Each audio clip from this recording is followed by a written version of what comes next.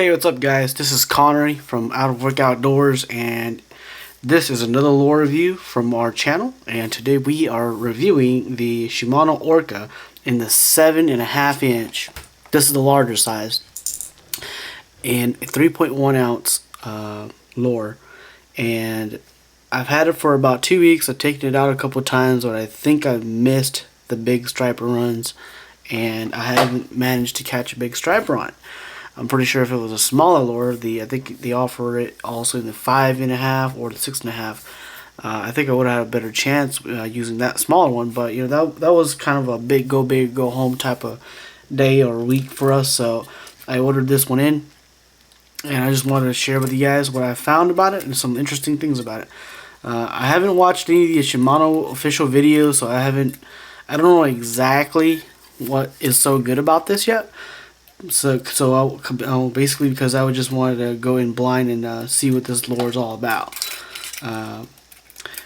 When you first look at the lure, it looks really simple, like a real simple design, and you can think to yourself, how come no one did this before? Maybe somebody did, but during testing of the lure, maybe the guys didn't like it, or the company didn't like it, so they went something else. And the reason why I say that is, if you look at the design, it's a very just basic looking lure. I mean, even the front and the back looks very basic. There's no belly. There's no special positioning of the eye hook here. I mean, it's right in the middle, and right in the middle on the back, and it looks like a really basic stick bait. And essentially, that's what it is. It's a very basic stick bait that I can tell. The only cool thing about it is it's very well detailed. The graphics in it is really nice. As you guys can see, the eyes are nice and big, and the eyes look like they're looking down, and it's actually, the eyes are cut out. See? So it's not like the eyes are laminated in, the eyes are actually cut out. And it's nice and round, and there's balls in the back. There's 5 balls in the back, and these balls it's not a weight transfer system, okay? It's like they're glued or they're held in place with a plastic frame. Okay, so no weight transfer system. So what makes this thing so good?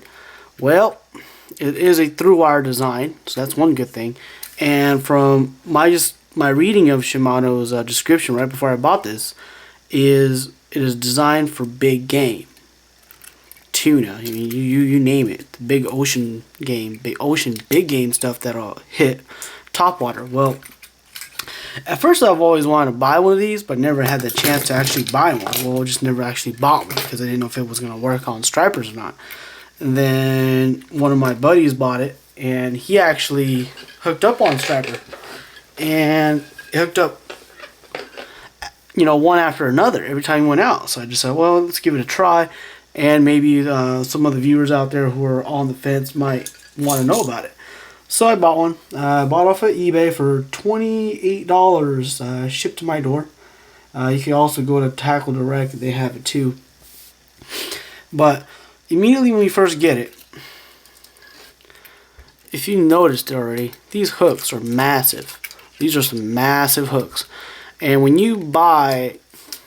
usually when you buy Shimano products, you don't have to change the hooks out.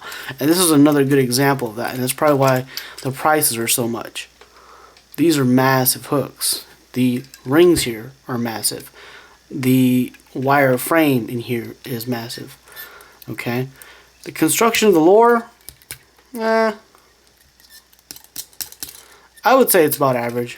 I don't think the construction, the paint of anything is super nice. I don't think it's over and beyond. It's nothing like the Yuzori Shishimi color scheme or nothing like that. It's basically foil and paint on top. So that is very average. The eyes look very average. They just have a really nice cutout in them. So that's the construction of the thing. You can pretty much depend on these hooks just for any fish out there. It's not gonna bend on you. It's not gonna do anything on you. Okay, so and here's the actual hook design itself. This is something I haven't mentioned before, but I like this hook design where it bends right down and back straight up instead of a round loop, kind of like this. See, like there's 2 different hooks for you, hook designs. You kind of see it. I prefer this design better. It'll hold up better. It tends to bend less. And these hooks, they are pretty sharp. They're not the sharpest hooks on the market, but they are pretty sharp. And I just wanted to talk about things that I found about it, okay, during my fishing trip. I didn't catch any fish, even though there was some fish activity. I didn't catch anything, but I have a hunch that there just wasn't a fish that was big enough around to hit this. When I got there was a lot of topwater activity, but there just wasn't the big enough fish. I guess the fish that was looking at this was too scared to hit it. When you throw this out, you need a really stout rod. I was throwing this with my 8.5 foot heavy, a medium heavy ugly stick, and it's an 8.5 footer. Salmon rod basically is what it was, and I was using the Shimano Stratic FJ 8000 reel topped with Power Pro 20-pound line, and it was having a hard time casting this out. 3 ounces is a little heavy for that rod, I'll admit that, but casting this out, it doesn't cast as smoothly as you would think it would. Like, it doesn't cast like a bullet, because I've cast a lot of topwater lures before, like for example the Uzori Mag Popper. That thing casts like a bullet. This thing tends to wobble like pretty much like this in the air, and I think that's because of the big hooks. So that's the only thing I can really say about that. When it casts, it throws decent. It's not like a really far casting lure. I was expecting it would be a little farther than that. I'm thinking about maybe 30 to 40 yards for a cast on this guy. So for all you guys that are fishing this on land, that's what you're expecting to get for like an 8 or 9 foot rod. If you step it up to a 12 foot rod, I think you can get a little bit more distance out of it. But just due to the aerodynamic design of the hooks being so massive as they are, when they swing, I think they actually can swing the body of the lure one way or another, and it does affect your casting distances. So this is more of like a boat lure, okay? If you're casting from a boat, you don't need to cast 50, 60 yards. You only need to do maybe 30, and you should be okay. And you're more than likely going to be using this after you see say seagulls dive in, or if you actually see bait fish on the surface, then you can cast this. And I can see that being a very lethal combination, just like any other topwater lure. And let's see, when you throw this out, it is an ass heavy lure, because like I mentioned, there's 5 BBs in the back. So when it goes out, the fish does sit like this. The water level will be right here, and the heads is gonna be sticking out, kind of like that, just like any other stick bait that has a heavy ass end. It'll sit just like that. And when you retrieve it, here's the tricky part. When you're retrieving it, this is something I didn't know, and it's something a lot of times a lot of people don't tell you. The companies don't tell you on how it retrieves back. It looks like it should be a great walk the dog lure, okay? I'm here to tell you it's not. It's actually a pretty horrible walk the dog lure from what I've been testing.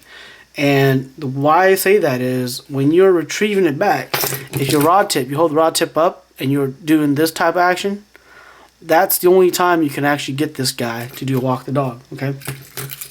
And when he walks the dog, it's not a consistent walk the dog. It's like a very erratic walk the dog. That might be a good thing, that might be a bad thing, depending on the fish's mood that day. And the other thing is, if you hold the rod tip down and you're doing this, kind of like if you're kind of almost like a jerk bait action, where you're twitching the rod and cranking it with the rod tip down towards the water, this guy doesn't actually stay on the surface. It actually dives underneath the water. And that's one of the main reasons why I was saying I just wanted to show that probably the reason why they didn't put this loop near the bottom and they decided to put it here is so you can control whether you want this lure to be on the surface or on the bottom. Because if you have it, because what it does is this thing kind of jumps out of the water. Every twitch, it'll jump out of the water and then it'll go subsurface for a split second. It'll come right back. So it's almost like an action that goes like this, in and out of the water, in and out of the water, kind of like that. And it's one of the very first lures I've actually used that did that. And you can control that with your rod tip. All the other lures I've tested, if it's a dedicated walk the dog, it's always going to walk the dog, no matter what you do. Whether you're, jigging, retrieving it like this, or retrieving it like this, or to the side, it's always going to be walking the dog. But this one, you can control how you want to retrieve it.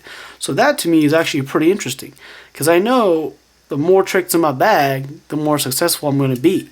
Too bad I only bought the bigger one. If I bought the smaller one, I think we'd get more hits. But it was, like I said, this is one of my go big or go home lures. So what do I see hitting this? Anything that'll hit this in terms of striper sizes has to be above 30 inches to hit this. So if you cast this out, if anything hits it, it's not going to be like a really small striper. It's going to be a fairly good sized striper. For some states, that's a really small striper. Some states, that's a really big striper, like where I'm from, Oklahoma. I know it's actually a medium sized striper for Oklahoma to hit about 30 inches. Now, up in Massachusetts, New Jersey, I know I used to live there as well. 28 inches was the minimum, and that 28, it'll probably still hit this.